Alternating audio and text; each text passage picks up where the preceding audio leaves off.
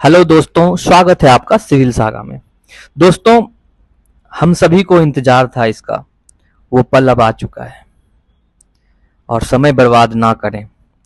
जैसा कि आप देख पा रहे हैं स्क्रीन पे कि बीपीएससी के नोटिफिकेशन में जो कि प्रेस ब्रीफिंग हुआ है वो हुआ है 20 को। उसमें ये क्लियरली बता दिया गया है कि 1929 इसको मैं थोड़ा लिख देता हूँ। 1929 वैकेंसी बीपीएससी में आने वाली है। दोस्तों, ये जो वैकेंसी आई है ना, आप इमेजिन मत करना कि कभी और आने वाली है। ये इतिहास का सबसे ज्यादा वैकेंसी बीपीएससी रिलीज कर रही है। इतना यूपी पीसीएस में भी नहीं आया, कोई भी स्टेट पीसीएस में नहीं आया है। समझ रहे हो? तो बात अब ये आती है कि सर वैकेंसी तो आ गया, एग्जाम की डेट भी 17 नवंबर आ गया, करना क्या है? इस बार नहीं निकला ना तो भाई नाक रगड़ लो, फिर कभी नहीं निकलेगा। क्योंकि ये एक क्या बोलते हैं, वरदान है भाई। ठीक है, मैं बहुत खुश हूं। मैं जब देखा ना, मैं इतना खुश हो गया 1929। फिर मैं दुख हो गया कि भाई कंपटीशन तो बहुत ज्यादा होने वाली है। कंपटीशन जो है बहुत ज्यादा होने वाली है। ठीक है, तो हमें करना क्या है? सबसे बड़ी चीज है अब जो दिमाग में सब स्टूडेंट्स के आएंगे, वो है परफेक्ट स्ट्रेटेजी। परफेक्ट स्ट्रेटेजी और प्लान भाई बहुत जरूरी है। ये पता है, अभी के टाइम में ज्यादा टाइम नहीं है हमारे पास, सिर्फ एंड सिर्फ अप्रॉक्स मैं बोल रहा हूं 2 मंथ। 2 मंथ और हमें इसमें बहुत कुछ करना है। मॉक टेस्ट देना है, रिवीजन करना है, क्या क्या करना है आज हम उस पर चर्चा करेंगे। ठीक है, तो आपको ये वाली चीज माइंड में रखते हुए कि सारे 1929 यानी कि समझ लो आप 2000 वैकेंसीज। भाई क्या बोलूं मैं, अब जो भी हल्के में ले रहे थे ना, आप प्लीज अब अपने कमर को बांध ले। ठीक है, सर पे कफन बांध लो, pull up your socks and get ready. यार पागल हो जाओ, बी इन में बेस्ट मोड, मतलब पागल हो जाओ। अब हम जो आपको जो मैं आज बताने वाला हूं, अब ये बताने वाला हूं करना क्या है, कैसे आप जो है बीपीएससी को स्मार्ट वर्क करके आप बीपीएससी क्लियर करेंगे। ये तजुर्बा है, ये मेरा एक्सपीरियंस रहा है। ठीक है, एक्सपीरियंस के बेसिस पे मैं आपको बता रहा हूँ। ठीक है, ठीक है, चलिए चलिए स्टार्ट करते हैं। सबसे पहले कि जो सबसे इश्यूज और जो बच्चों में होती है वो होती है रिगार्डिंग रिसोर्सेस। देखो, अभी के मार्केट में ना, अभी जो है मार्केट में आपको एम्पल अमाउंट ऑफ रिसोर्स मिल जाएंगे। कोई भी इंस्टीट्यूट भरे पड़े हैं भाई, भरे पड़े हैं। स्ट्रीट के जैसे जिस तरह कपड़े बिकते हैं ना, उस तरह आपको रिसोर्स मिलेगा। आपको नोट्स जो आपको मिलेंगे। और बच्चे क्या करते हैं, अलग अलग रिसोर्स लेते हैं। उन्हें लगता है भाई ये भी पढ़ लेते हैं, ये भी पढ़ लेते हैं, और मैंने भी किया, इसलिए मैं आपको उससे शेयर कर रहा हूँ। सब करते हैं, लेकिन आपको मैं ये बोलूंगा, आप जो है एक ही रिसोर्स कोई भी लो, कोई भी एक रिसोर्स लो, उस पे भरोसा करो भाई, उस पे भरोसा करो। एक रिसोर्स लो, उस पे भरोसा करो, उसको क्या करो, मल्टीपल रिवीजन करना है भाई। क्या करना है? मल्टीपल रिवीजन करना है। और जो सोर्स है ना, चाहे आप किसी भी इंस्टीट्यूट का लिए हो, उस पे भरोसा रखो। कंफ्यूज मत हो भाई, कंफ्यूज नहीं होना है। अभी कंफ्यूज होने का टाइम नहीं है। कंफ्यूज मतलब you are wasting your valuable time. ठीक है, तो सबसे पहले माइंड में रखना है रिसोर्स। हमें रिसोर्स कोई एक चूज करना है। कोई भी आप करंट अफेयर्स के लिए फॉर एग्जांपल आप ले रहे हो, चाहे एसपीडी पढ़ रहे हो, चाहे रिटोरिया पढ़ रहे हो, चाहे दृष्टि पढ़ रहे हो, चाहे कोई भी इंस्टीट्यूट का पढ़ रहे हो, एक रिसोर्स लो, एक कोई करंट अफेयर की वार्षिक वाली लो, उसको कम से कम 4 से 5 बार पी डालो। ठीक है, अब प्रॉब्लम अगली आता है कि बहुत सारे टॉपर्स, बहुत सारे स्टूडेंट्स, बहुत सारे टीचर्स बोलते हैं कि टेस्ट सीरीज बनाना चाहिए। अब मैं सजेस्ट करता हूं आपको, ठीक है टेस्ट सीरीज बनाओ, ठीक है, लेकिन सबसे ज्यादा इंपॉर्टेंट है पीवाईक्यूज। दोस्तों यदि आप पीवाईक्यूज नहीं करें ना तो you are out of exam.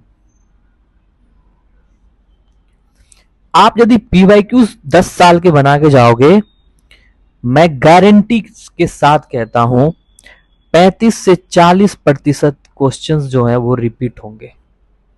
लिख लो, 35 से 40% का मतलब मैं यहां पे बताता हूं ऑन एन एवरेज कि आप 40 से 30, 35 से 40 क्वेश्चन जो है आप यहां पे पीछे जा रहे हैं। इसलिए PYQ is very very very important. ये मैं आपको बार बार 3 स्टार मार रहा हूं, ये जरूरी है। तो पीवाईक्यूज जब भी टाइम मिले और एग्जाम से पहले कम से कम 10 साल के पीवाईक्यू बना के जाना। ठीक है, ये जो आज मैं बता रहा हूं ना, आप ये कर लो माइंड में और ये स्ट्रेटेजी और ये प्लान बनाओ, गारंटी बीपीएससी निकलेगा। अगला आगे क्या करना है, देखिए स्टूडेंट मिस्टेक क्या करता है, और मैं भी एक स्टूडेंट हूं इसलिए मैं आपसे शेयर कर रहा हूं। देखिए हम मिस्टेक क्या करते हैं, पहला जो मैंने पहले भी बताया, मल्टीपल रिसोर्सेस। जब हम मल्टीपल रिसोर्स का मतलब होता है कि बहुत सारे नोट्स। ठीक है, अब हम जब बहुत सारे नोट्स पढ़ते हैं तो हमारा जो फोकस होता है वो किसी एक नोट्स पे नहीं होता है। और जब हम मल्टीपल, सपोज हम 10 नोट्स ले रहे हैं तो ये आपका क्या करेगा, लैक ऑफ रिवीजन हो जाएगा। क्योंकि आप एक पढ़े, फिर दूसरा पढ़े, फिर तीसरा पढ़े, फिर एक वाले भूल जाओगे, दूसरे वाले भूल जाओगे।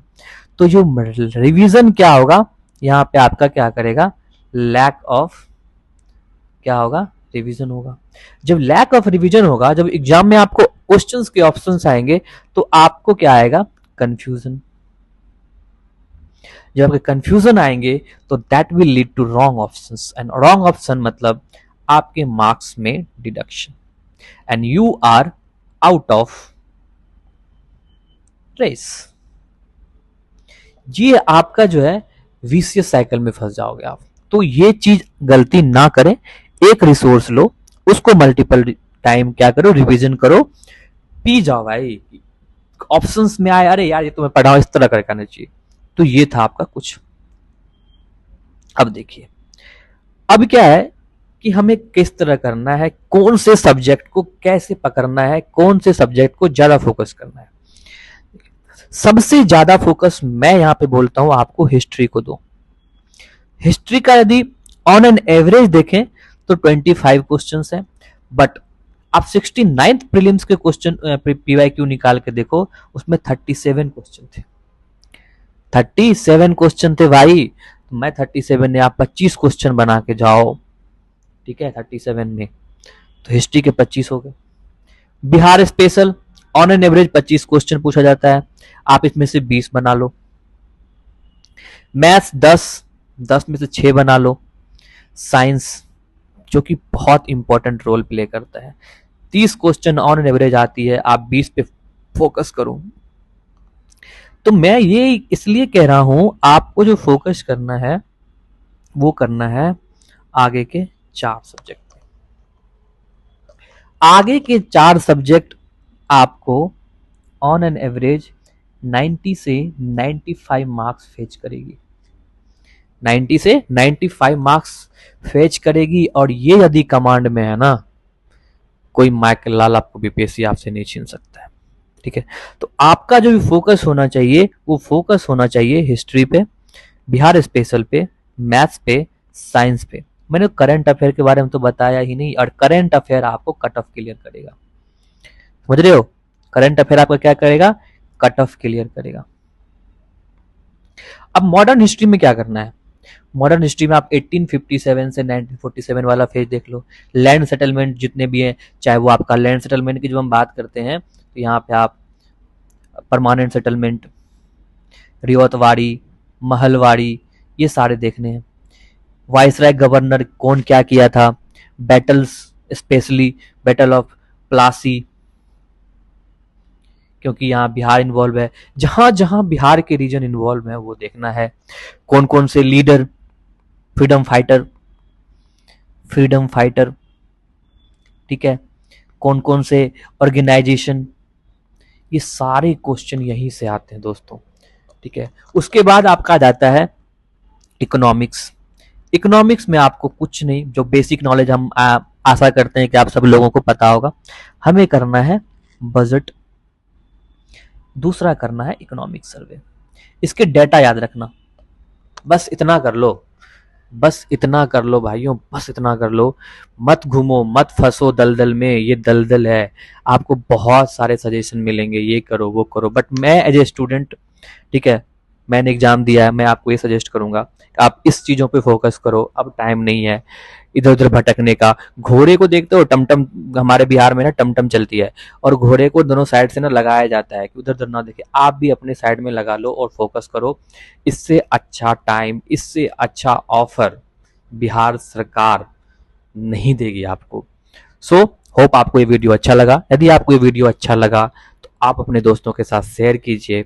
और कोई भी कंफ्यूजन, यदि आप चाहते हो कि आप किसी सब्जेक्ट पे वीक हो, आप मेरे कमेंट सेक्शन में आप क्या करो, कमेंट करो, और मैं आपको उसके ऊपर बहुत ही क्रिस्प एंड कंसाइज नोट्स बना के मैं आपको पढ़ाने की कोशिश करूंगा, जो कि आपके बीपीएससी एग्जाम में हेल्प करेगी। Thank you so much guys, bye bye, all the best.